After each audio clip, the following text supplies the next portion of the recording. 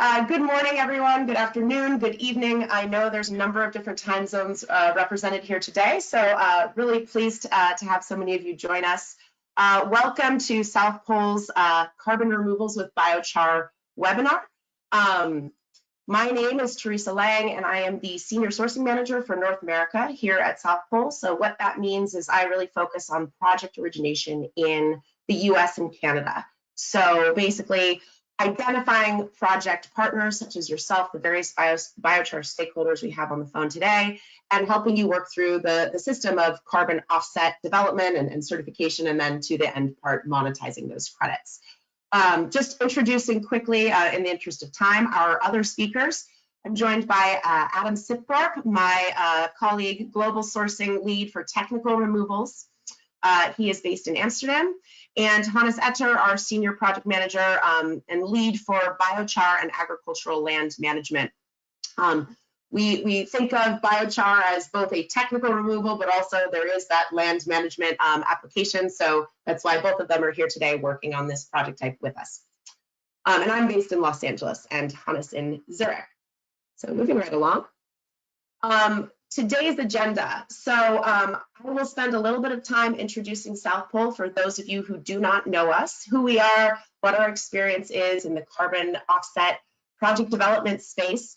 I'll then pass it over to Adam to talk a little bit more about the work that South Pole is doing in technical removals and biochar at a bit of a high level, and he'll start to introduce the project type a little bit more before we pass it over to Hannes to walk through some of the technical criteria, eligibility criteria, what is happening in the VCS protocol, as well as we're going to highlight some of the key criteria that that we're really looking for in projects. So I know there's various stages of that biochar projects are in, and so trying to really identify where we are going to prioritize projects moving forward.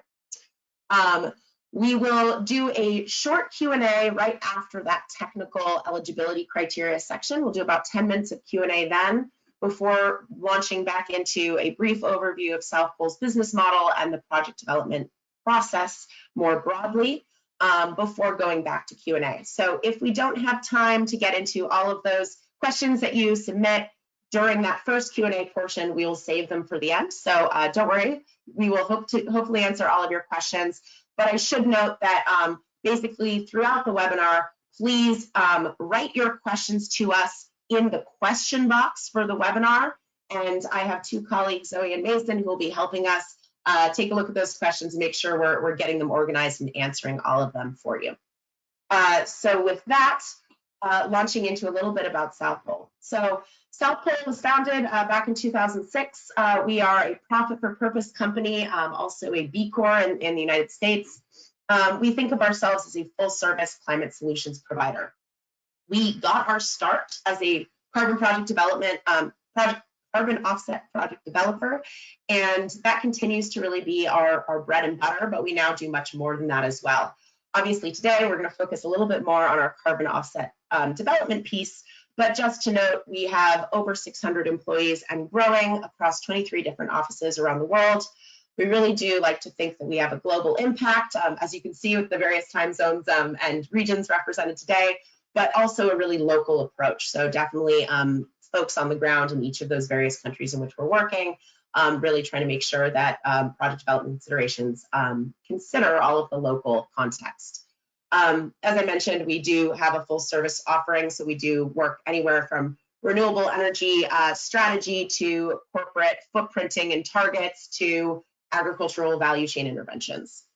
And that's a sampling of some of our clients and partners there, but the list is much longer than that. Just to highlight some of our work, particularly in the project development space, we have over 1,000 carbon emission reduction projects that we've developed in over 50 countries in our history. So really are a leader in this space and have really worked on so many different projects and project types. We're particularly proud of having done quite a bit of methodology development work and really pioneering a lot of these new project types when they first get a methodology developed. Those projects have had an impact of over 170 million metric tons of carbon dioxide reduced, 2 million hectares of forest protected, 100,000 jobs, et cetera, et cetera. So as you can see, quite a big impact, and we really are, we have big ambitions to continue to have an even greater impact as we continue to grow. Just briefly talking about kind of our role as a carbon credit developer as well as a retailer. Like I said, we have unparalleled technical expertise in project development and biochar in particular, and really a very large pipeline of corporate clients in which we are selling our credits to. So really combining that, your project, our technical support, and our network of buyers, we really are confident to be a really good partner for each of you. In 2020, we don't have the 2021 numbers finalized yet, but we had about a 16% share of the total carbon market globally. And yeah, we'll keep moving along.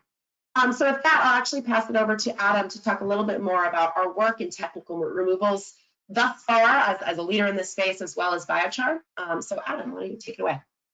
Thanks a lot, Teresa. So for the past couple of years now, as South Pole, we've been working in the technical removals area, really looking to kickstart this market and both increase supply and demand in order to reach levels that, will have a consistent, long-term and sizable impact on our journey towards a 1.5 degree society. Now, if we try and put this in perspective, to reach the most realistic IPCC scenarios, we need at least 10 to 20 gigatons of removals per year by 2050 and beyond. Which, if we try and put a value on the carbon price there, would make the removals market at least as big, if not bigger, than the oil and gas market is today. So, this isn't a small scale up effort, but it's also quite a big market opportunity, of course. We're working on multiple fronts, of course, to scale this up. And firstly, on the methodology development for the wider technical removal space, including things like direct air capture and mineralization. We have a multi-stakeholder group called the CCS Plus initiative, which includes the likes of Vera, to create the first ICROA-approved standards for these areas. A bit more closer to home for the biochar community and for this group, we're also we are one of the lead authors on the upcoming VCS biochar methodology, and we're a member of the Climate Action Reserve Biochar Protocol Working Group. More in terms of the project development, we last year announced our next generation carbon dioxide removal facility alongside Mitsubishi Corporation, which, the whole hypothesis of this one is to bring supply and demand closer together and allow us to offer 10-year fixed price contracts for technical removal projects, in the hope that this makes the projects more bankable and more open to more conventional forms of investment. And in the case of biochar, what we're particularly interested right now for here is projects from Asia, Africa, Southern and Central America, to make sure we have a global coverage here. And if you do have projects in these regions, please reach out to us specifically about this. Outside of this facility, of course, we're still on the search for the best biochar projects worldwide. As right now, we see this as a seller's market where the supply of biochar is still a few years ahead of other technical solutions. So we do see a very big opportunity here. Teresa, can you go to the next slide? Thank you. So yeah, just quickly taking a step back, let me briefly explain what a carbon credit actually is. So one carbon credit represents the actions of a process that either prevented the release or removed 1 ton of carbon dioxide from the atmosphere. And these can be purchased by organizations who use them to offset their own emissions and also finance climate change prevention. Teresa, can we go to the next one? So this one here is just really a couple of the things which we get asked a lot, and I think you guys are very interested in. So over the past year or so, we've been seeing that the price range for biochar credits is ranging quite significantly in the range of around $90 to $170 per ton of CO2. Even recently, we've seen some prices higher than this, but we do need to caveat that, right now, the market is quite thin. There's not too much volume available. And there's also multiple projects and new standards coming online quite soon. So price projections into the future are a little bit like looking into a crystal ball and are quite hard to put a long-term future price there. And then another question that we're often asked is around, how many credits can you expect per ton of biochar produced? And there's a rough estimate. We tried to put something on the screen to show you here. So one ton of biochar contains about 3.66 tons of CO2, split both organically and inorganically, with the fixed carbon ranging between 40 and 80%, depending on the feedstock. We also have a default decay rate here in the methodology that takes into consideration the proportion of biochar that isn't permanently stored and is therefore deducted from the total as well. and this leads to roughly 1.5 to 2.5 metric tons of CO2 being removed per ton of biochar. Of course, this is quite a large range, and I do need to, again, caveat this one, saying it's a rough estimate based on different assumptions of your process, essentially. And together, we can send an initial screening form, which gives us the ability to make a more detailed version of this. Teresa, can you go to the next one? Yeah, so as I mentioned previously, South Pole has been a lead author of the VCS, that's the one, VCS Biochar Methodology. And currently this is our preferred standard to follow for biochar projects. And this is really just a section here to explain a little bit more about what is required for these. And then if we can go to the next one. So for a project to be eligible under this methodology, you need to know about all the major parts of the supply chain. So to begin with, of course, you need to know where your waste biomass is sourced from. Then in the production stages, you need to essentially produce high quality biochar via pyrolysis. And the different choices you make here will affect the number of credits you are awarded, which Hannes will explain in a little bit more detail later. And then also, crucially here, you need to know the biochar application. And this is to ensure that it's applied either in soils as part of a fertilizer mix or in non-soil applications like cement, to make sure that it is really permanently locking away the carbon and it is a net removal of CO2 from the atmosphere as a whole supply chain. Teresa, can you go to the next one? Yeah, this one here just shows the process and how it could work in practice. So the biochar producer would know the information about the sourcing of the biomass and then would sell the biochar to either a retailer for different products or directly to the end user. In this case, we have a farmer. The carbon rights actually lie by default with the application stage to the farmer here. However, we as South Pole have a precedent and we can help facilitate the contractual arrangements where we transfer the carbon rights to another actor in the supply chain. And we've done this with other types of carbon assets in the past. Of course, I do want to say if this does take place, it's also vital to make sure this is communicated to the other areas, like the farmer here, to make sure that they're aware of what's happening and perhaps get a slight discount on their price as well. If you can go to the next slide, please, Teresa. So yeah, just to wrap up, I guess, on the previous slide, we are interested in biochar projects for carbon offset project development globally, and we're aiming to develop project management environment to kind of ease the efforts for project partners around this carbon rights proportion. And then I just want to show here what we're looking for in a bit more, to be a bit more specific for projects. We want, of course, projects that hit at least the minimum requirements, eligibility criteria for ICROA methodologies, plus a few additional points that I want to stress here. So to be sure that we're additional, it's imperative to know that we're solely using waste biomass that's used in the production, and this is a requirement of the methodology. On a more commercial level, the high-tech pyrolysis criteria will allow us, that we'll show a little bit later on slide 15, is the most attractive to us as well. And we're also seeking projects that have some idea, let's say, of who will physically offtake their physical biochar, or they have a fairly large production. And this is really to de-risk the operation on all sides in the scenario that a buyer of the full amount of biochar cannot be found in the short term, because you need to know that application site to be awarded credits. And then the fourth point there around moving towards financial closure. This gives us a better idea of assessing timelines as well, and when a project will become operational. Financial closure, or close to financial closure, is of course the most attractive to us. And then Teresa, if you can go to the last slide, I can elaborate on this slightly. So you'll be pleased to know probably this will be the last one on this side before I'll pass over to Hannes for the more technical eligibility side. But I just wanted to finish first on the level of maturity of projects. So while we are interested in speaking, of course, to projects at all stages, at the same time, we need to prioritize those projects that are most mature and most ready to generate credits in the near term. So if you have a project that is already operational or will become operational this year, then please get in touch with us as soon as you can. We're seeing a huge demand and a high demand for projects currently, and we're looking for projects to partner with. And we need to we can assist you with the carbon project development here on this side. Also, there may be certain slight changes that will need to be made to make sure that you are eligible for the different methodologies, and we can walk through this stage with you as well. For the projects that fall under the second bullet there, please get in touch with us as well, and we can send you our initial screening form, and this helps us to understand on a high level some eligibility questions on the carbon removal potential of the project, and this is an also area that is highly attractive to us, and please reach out if you fall into this bucket. And then finally, for the projects that are maybe a little bit further away from financial closure or they have longer routes to market, then we do also have an investment arm to our business. And if you can put together a strong investment proposal, then we will of course consider it. But just be known that of course there are a lot of projects, and we need to prioritize the ones with something a bit unique to them for this.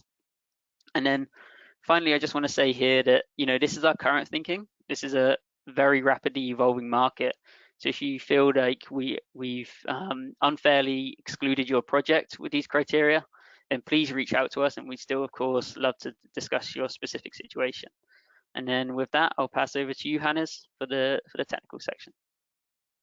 All right, thanks. Yes, so while Adam and Teresa are your guys to develop the project on a commercial basis, I, as part of the methodology development consortium, would like to give you a brief introduction about the eligibility criteria and how we usually go when assessing the feasibility of a project. And Adam has rightly pointed you to the 3 stages of the sourcing stage, where we get the biomass, the production stage, which is probably at the heart of the producers of biochar, and then also what you do. And all of these 3 stages, we need information from you to make sure that we comply with the requirements that the methodology gives to us. So please do not feel that we unfairly give you some barriers that make your life very complex. They also make our life very complex, but this is the rules that we need to follow when looking at the carbon market itself. So basically at the sourcing stage, as I mentioned, we need to make sure that we are working with waste biomass, meaning that if there's a setting where biomass is purposely grown, this would become ineligible, which means that we would check the setup of the project and operation to make sure that the biomass that is used is falling into the waste criteria, which means we need to prove that either in the absence of the activity, the biomass would have been left for the decay on the field, for example, agricultural residues, or would have been combusted for a purpose that is not energy. So if you have an energy plant that is usually taking biomass to use it, then those would most likely not be eligible for the biochar production facility that we use. Second, please do not transport the biochar across country boundaries. VCS is very much not happy if we export biomass to another country. This is another regulation that we need to comply. And we have a certain set of sustainability criteria to ensure that we are not providing deforestation activities to save the climate. That is certainly also outside of the interest of the standards. So basically there we have, so for the examples that we have below, we have defined some sustainability criteria, for example, FSC certification, or certification that it actually complies with the category of waste biomass. Another point important for the production is that when producing, we must ensure that we use single feedstocks for each batch, which means that you as a producer could potentially change the feedstock, but you must make sure that when producing it, each batch is just produced from trees, and then you can stop the production, change your feedstock, and make sure that the second batch that you produce is coming from another type of feedstock. But blending those into one batch would also be not eligible. Next slide.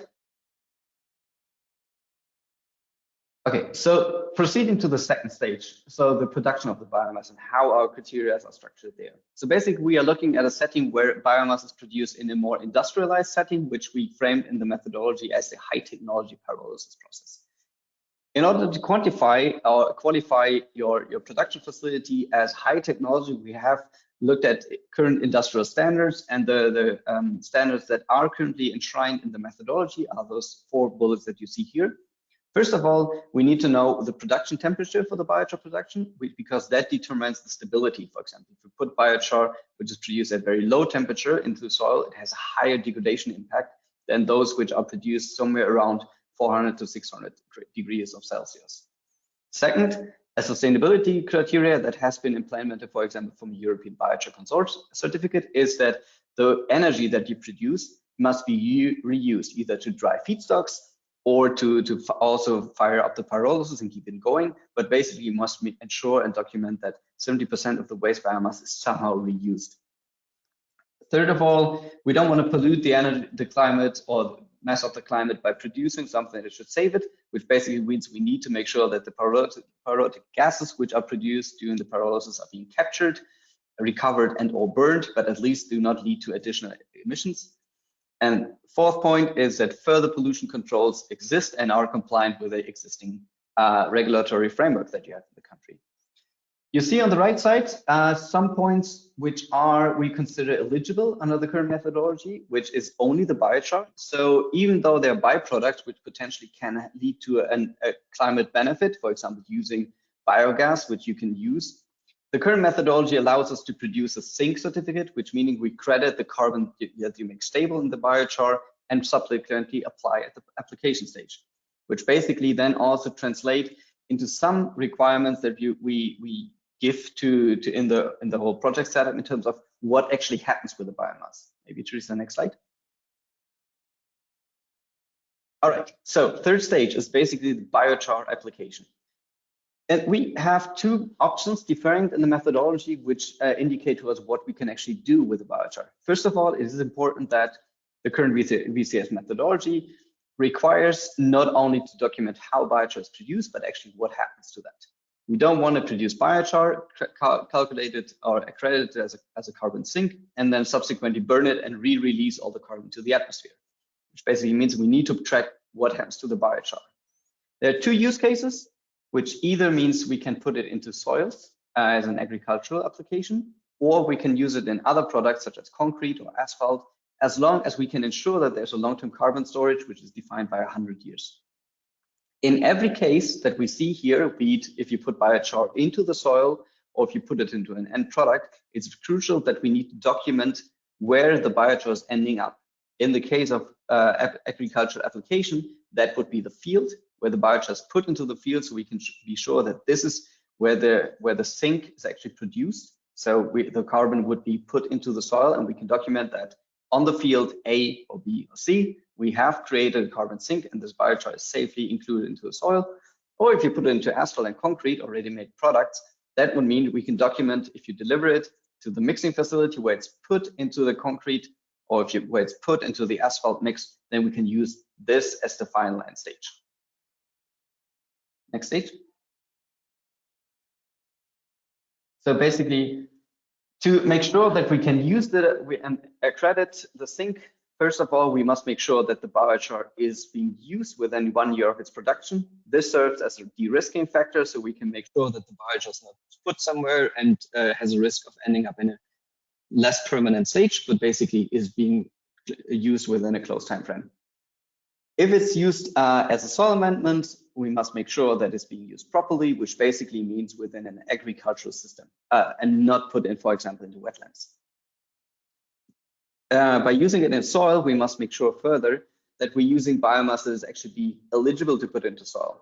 There are some instances where you, for example, use wastewater treatment sludge as a material which is not allowed to be put in soil. So basically, we must make sure that the biochar applied to soil complies with the regulations to actually be able to put it into soils.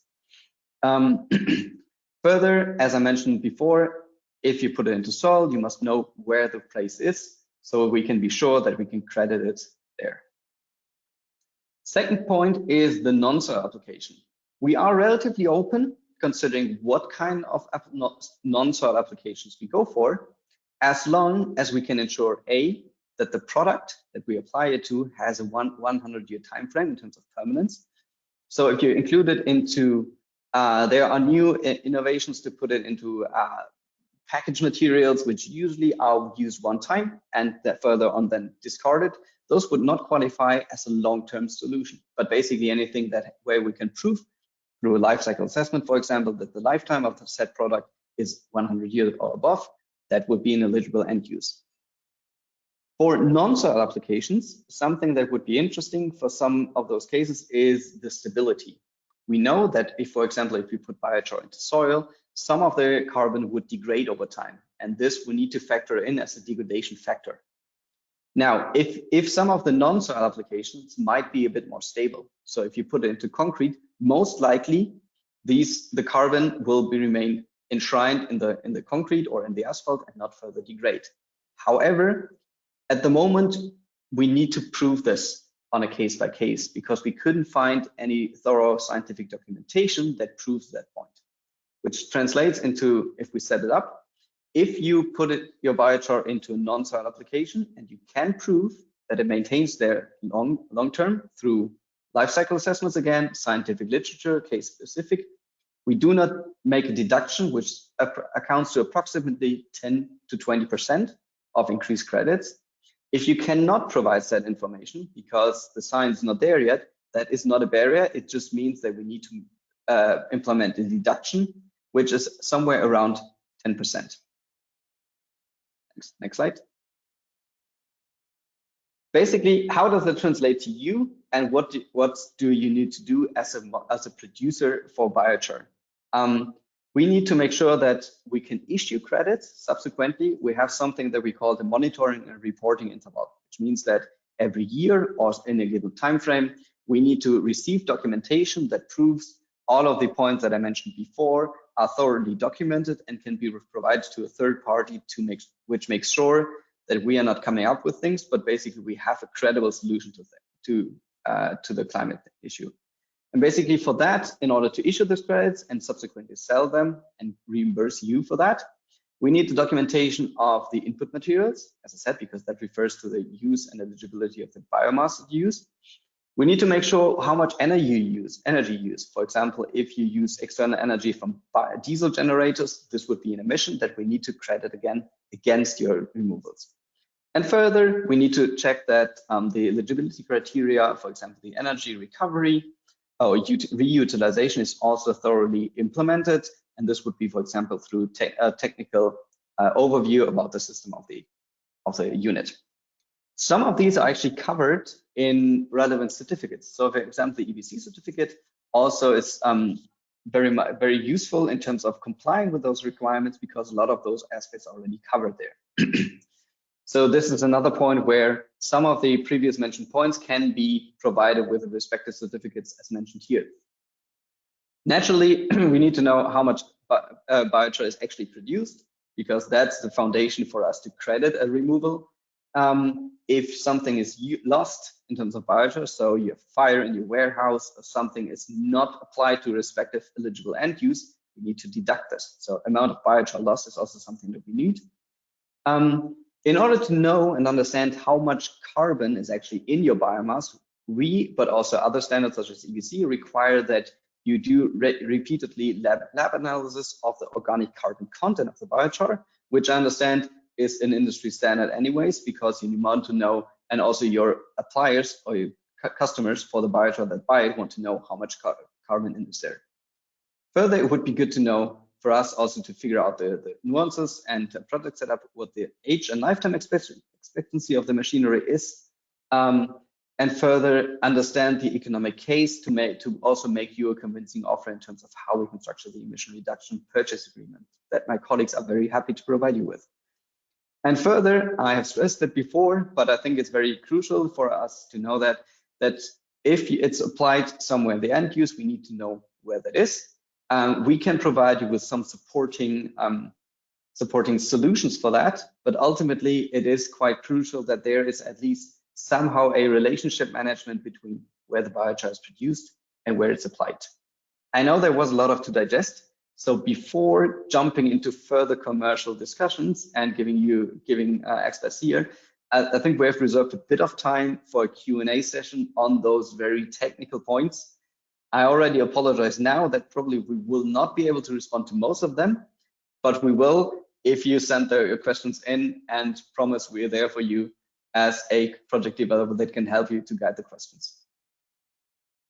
Great. So yes, we have a couple of questions. I think Mason will be helping us read them out, but please do send in your questions. We have 10 minutes reserved for that now and another 10 minutes later, and I think we have more than enough time.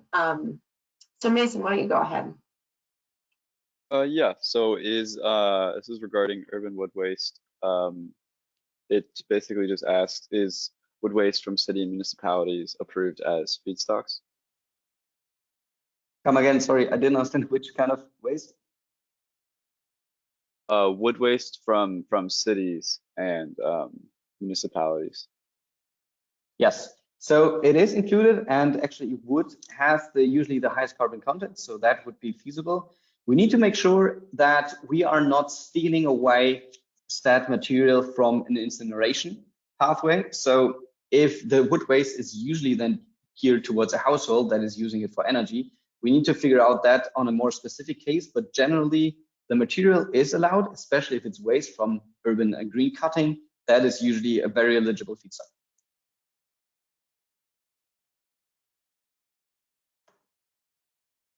Perfect, thank you. Next question is, does South Pole have preferred or recommended LCA partners? We have a unit in-house that can provide you with an LCA, but beyond those, we need to check if those the capacities and also the scope that we have there at hand, depending on the product type, is actually in place. But besides that, if you have already existing relationships, we can also work with them. But basically, we are relatively flexible. Otherwise, we can provide with other contacts. Next question is, for monitoring parameters, is the EBC basic biochar certificate required, or is the EBC C-Sync certificate required? If you already applied the C-Sync certificate, we understand that you already went through a thorough revision on how carbon removals could work. So I would say both are yes. None of them is actually required. There's always an option to go through the registration without the EBC certificate if you can prove compliance with the previously mentioned parameters. However, if you already acquired the EBC producer certificate or the EBC Sync producer certificate, that will make the registration far more easier because we can already tick some of the boxes that we have in the eligibility criteria.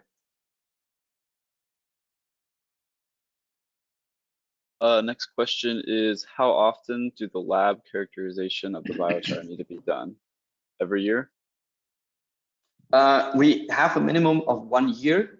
Also there, we are oriented towards the EBC and IVI industry standards, which kind of give you an indication for that. Nonetheless, an annual lab analysis would be fine. To be open and transparent, this is something that is currently still in discussion with the standard, so BERA. And that's a small caveat that I forgot to give you before, that this is still maybe something that some of the details might be fleshed out in the next weeks, but nonetheless, an annual reporting is most likely the case that we could require here.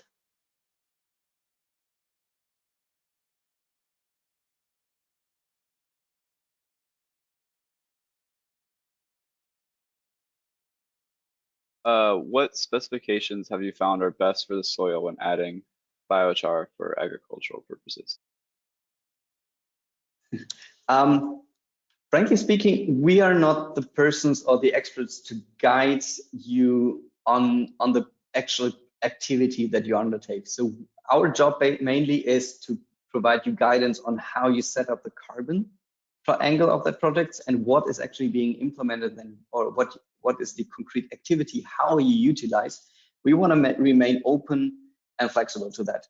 There are, I think, especially from the Ithaca Institute in Switzerland, for example, there are numerous research papers on how you can utilize. And I think especially if you enrich the biochar and then make sure that it's being integrated into the soil through soft till, for example, this is an option that can usually work.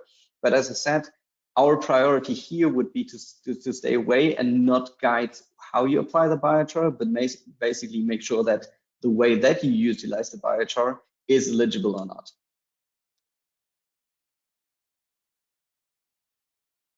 All right, the next question is, if you're selling biochar to a compost company, how can the final destination of the biochar be traced?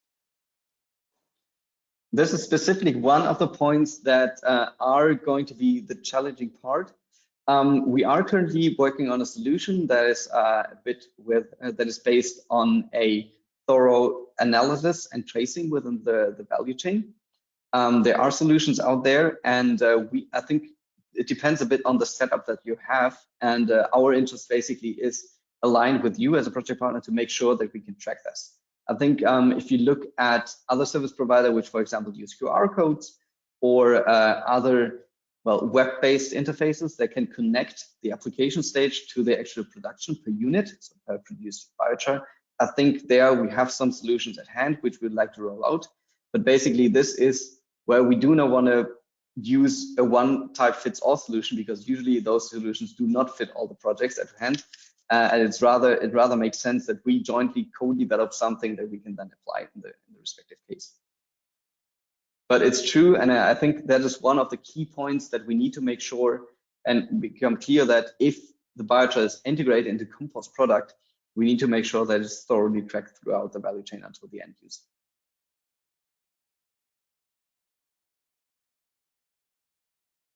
I think I have time for one more, and then we'll save the rest of them for the end. All right.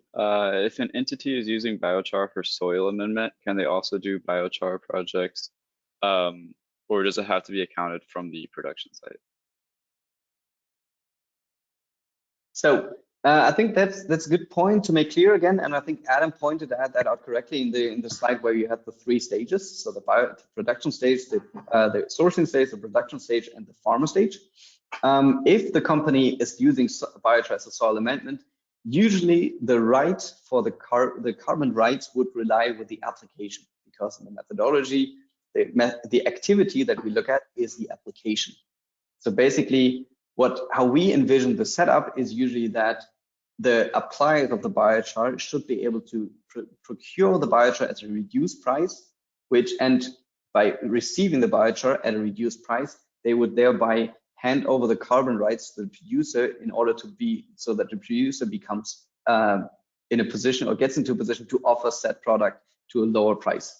But I think that this is quite clear, quite important to make sure that if this setup is being managed in that way, so that the biochar, the right for the carbon removal, is handed upwards towards the producer of the biochar, it's taken away from the applier. So by taking the cheaper bag of biochar, the applier would not be able to make any more carbon claims.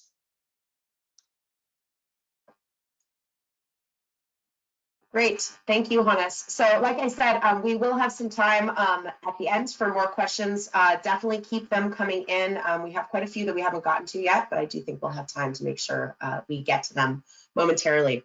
So with that, just changing gears a little bit, I promise you won't hear from me for too long before we get back to the Q&A, but wanted to discuss a little bit how South Pole approaches project development, what our business model is there, as well as just a high-level overview of the project development cycle.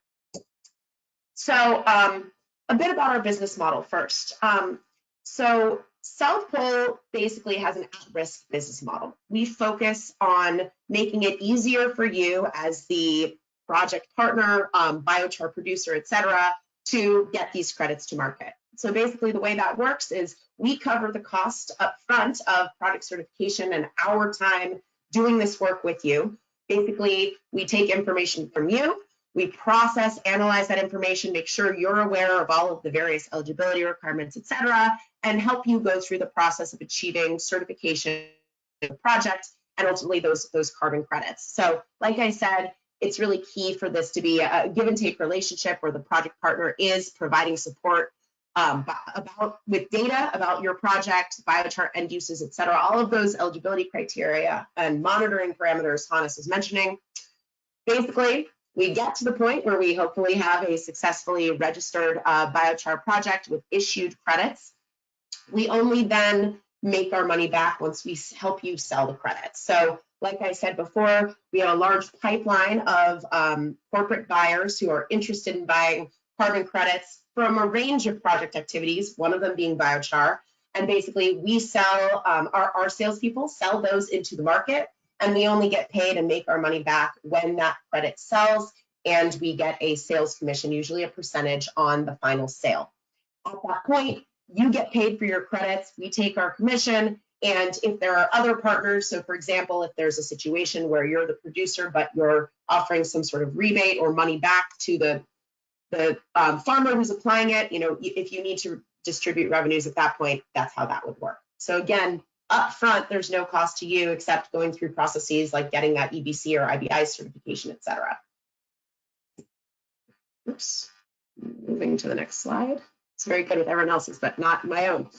The steps from project development process. So here we have kind of two cycles that go in parallel, right? So thinking about project development, South Pole really is focusing on the carbon certification. We like to think of ourselves as focusing on developing the technical carbon asset, if you will. So we aren't necessarily involved in your full biochar project development. We're involved in that carbon certification process. So as you can imagine, these two go in parallel. The process for carbon certification can range, usually we quote people 18 to 24 months until those credits are actually issued, sold, and we're able to get those revenues to you. Basically, up front, there's this initial scoping that happens. We take this initial screening. We have a form that we'll share with you after this webinar that we ask you to fill out. And so we do this high-level screening. If you meet all of the eligibility criteria and we think there's enough carbon credits that'll be issued from this credits to make a carbon project together economically viable, we'll make you an offer for moving forward with that at-risk project development and get a contract in place. At that point, we begin working on this project design documentation. That can range, so basically that's kind of the first 4 to 8 months, basically, where we'll be working on that with you. Any permits, approvals, et cetera, that need to happen will happen kind of in parallel to that. We then go through a third-party validation exercise. So basically a third-party auditor comes in and reviews that project design document, reviews all of the upfront documentation that are required by the registries, and we then register the project with that third-party registry, such as Vera, or when CAR has their protocol out, potentially with Climate Action Reserve. Once the project is registered, you know, the activity is ongoing. You are doing the ongoing monitoring that we have identified will be necessary in the monitoring plan, which is typically part of that project design document stage. So you'll be monitoring over time. And then basically, periodically, typically every year or every 2 years, we do a third-party verification. So similar to that validation step, it's a third-party auditor that comes in and reviews all of the documentation that you and we have put together, and we help guide you through that process. So typically, we will hire that third-party verifier, we will manage them, we will help guide you in how to respond to questions to them when they are verifying the project, to make sure that the project is as successful as possible going through that verification process. And finally, once all of that is done and the verifier, you know, signs off and says, okay, this is great, this looks good, the credits are issued, and they're issued by that registry that we mentioned earlier, and then South Pole is able to sell those credits on your behalf. That last step, those orange and yellow 2 boxes, that third-party verification, that will happen again each monitoring period, and then credits will be issued. So for example, if we're looking at a 10-year crediting period, you won't necessarily get credits every few months. It will be at each point when we do that verification step, and then the credits are issued, like I said. So definitely, please, I know I ran through that kind of fast, so please do ask questions about that, as well as all of the other details for biochar if you do have them. And then going back, we talked about this a little bit previously, but just wanted to highlight again, you know, there are a number of different actors here, and we do help you figure out who needs to be bringing what information to us, and kind of help organize the team, kind of quarterback the team, if you will, for how all of that is working. So definitely, you could be a project developer, a project partner for South Pole if you're a producer or the industry partner or the end user, but it's important that all of those stakeholders are at least able to share information with us, and that you can get us that information. So basically, we will help you identify what information needs to be provided, but then when you come to us with a project, the idea is that you're actually going to your various partners and getting that information for us. So of course, as we mentioned before, the biochar producer is really important, because we do need to know quite a bit about the process, you know, what is happening at your facility, what is that feedstock, et cetera. South Pole is assuming the cost of certifying the project, potentially providing that additional investment, formulating the project, commercializing, selling those credits. As I said, you know, there can be an industry partner that is buying the biochar from the producer and then selling it on to the end users. That could be the project partner with which we engage. And then, of course, there's also the end user. So basically, they, as we said before, they are very critically important because in the VCS methodology, where that end use is critical to at least know what is happening with the biochar at the end. And they are, in theory, the owner of the carbon removal initially. So we need them participating in some way. It is possible that we could be working directly with, an aggregator of farmers, for example, who are applying biochar, but it is critical to have their participation. As Adam previously mentioned, if you are a producer and you want to do a project, we will help guide you on thinking what types of contracts will be necessary to transfer that carbon right over to you so that we can do the project. It sounds like a small detail, but the owner of the carbon removal is actually a very key piece within carbon accounting and being able to issue credits. So with that, getting a reminder that I'm right at the end of my time. So last slide for me, basically next steps. Before we launch into Q&A, just kind of what happens next. While we're answering the remaining questions, I will put up that slide about key eligibility criteria that South Pole had identified as slide 12. But basically, these are preliminary criteria we have identified. As Adam said previously, we do want to hear from you regardless of what stage, but I think just asking patience, if you're in a much earlier stage, we're trying to prioritize the projects that will go to market most quickly and that really have a short period of time if they're already producing, for example, for eligibility purposes, right? The start date, and particularly when you start applying that biochar, there is a time limit there. So the next steps are this initial screening form we've mentioned. It really focuses on the technical criteria. We may add a box on that kind of financial closure piece and a little bit more about where in your cycle for project development you are. But basically, we will send that screening form out to all attendees from today's webinar. Later today or tomorrow, once we have the recording for the webinar to share as well.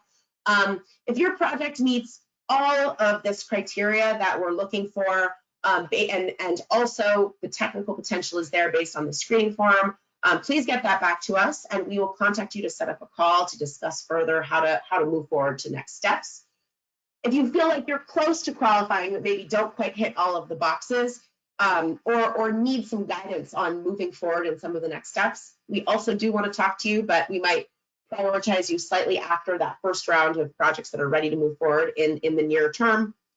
And finally, as Adam said before, this criteria is evolving. The market is moving very quickly, so we are happy to continue to evolving our own criteria. So if you think we've excluded your project and you really do want to keep moving forward, definitely let us know and we will take that into consideration. And we will, I think as the market continues to grow, more and more of these earlier stage projects will be able to be considered from South Pole. So before I open it up for questions again, please make note of Adam's and my email address. If you are a project that will be taking place in the US or Canada, I am the best contact for you. If you are doing a project anywhere outside of the US and Canada, please reach out to Adam and we will circle back to you and work through things. Hannes will definitely be involved, but your first point of contact will always be Adam Murat. So with that, I think we will open it up for more questions. So I know Mason has been kind of triaging that list. So Mason, take it away, and I will give one more minute with this slide, and then I'll go over to the key eligibility slide so that you can have that in front of you, because a number of the questions revolve around that. Yeah, so first question, oh, sorry, go ahead. Sorry, just a brief explanation. We received a couple of questions that are very case specific, and we have some others which are a bit more broader. And we would prioritize a bit the case specific questions, just because as we mentioned, by taking you up, or if you submit the form and look through, and we walk you through the projects individually, we would do a first pre-assessment, and I think some of the details are very case specific, as I mentioned, and I think that is where we would like to go into a bilateral discussion with you and see how we can actually look at the case, making sure that we tick the box or do not tick the box. So I think it would be worth, if you're in doubt with a very sensitive or like very nuanced issue, just reach out to us, and we can take that up bilaterally. Sorry, isn't it now up to you?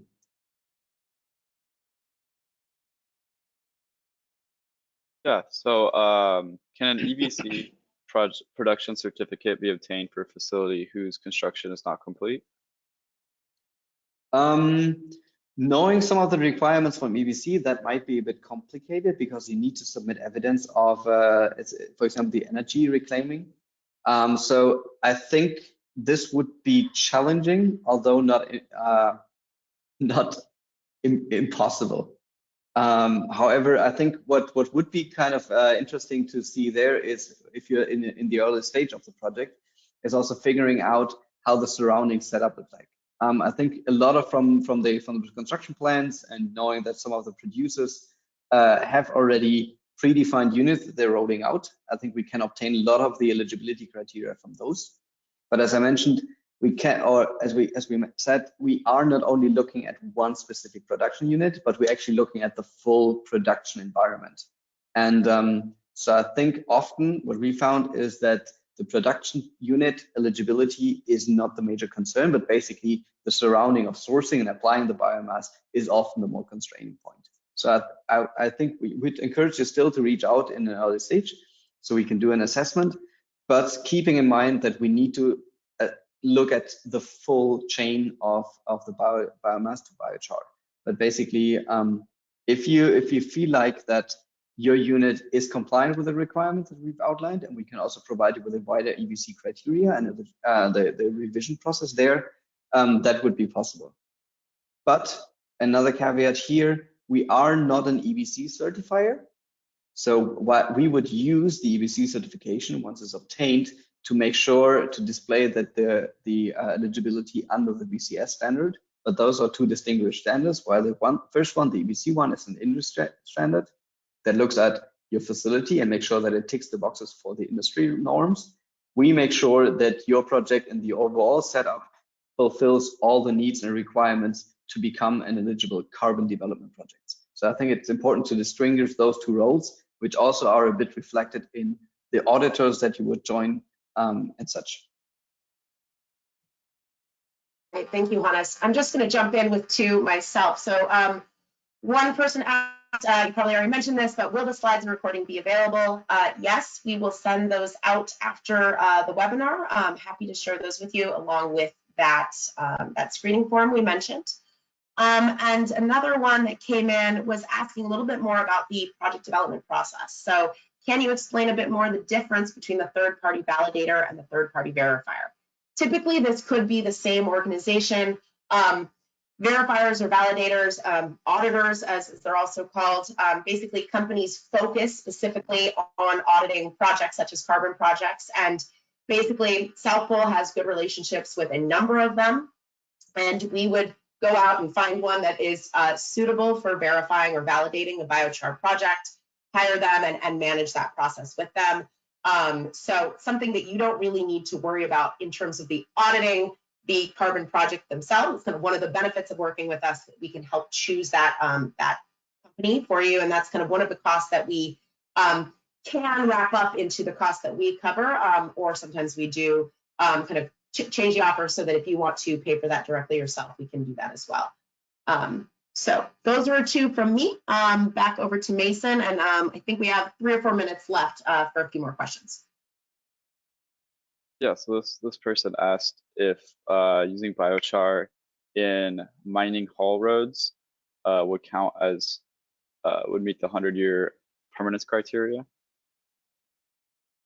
Yeah, I guess we need to fully understand the implications of that application type. So is it used in the mining context? How is the biochar used in the asphalt? What kind of processing is involved there? There might be some emissions costs from blending biochar into the asphalt. Those might increase. So I think this is one of the few cases where we probably need to dig a bit deeper into this application type. On the other hand, there might be also some more positive impacts compared to soil application if we can prove that the asphalt structure is more stable. You could also make sure that the biochar is integrated, and that might be another case, into the mining system. So captured there and encapsulated. So there we will also make sure that the permanence of the application is actually reflected in the respective setup. So as I said, I think this is an interesting case, but I guess we need a bit more details on what the actual application type is there.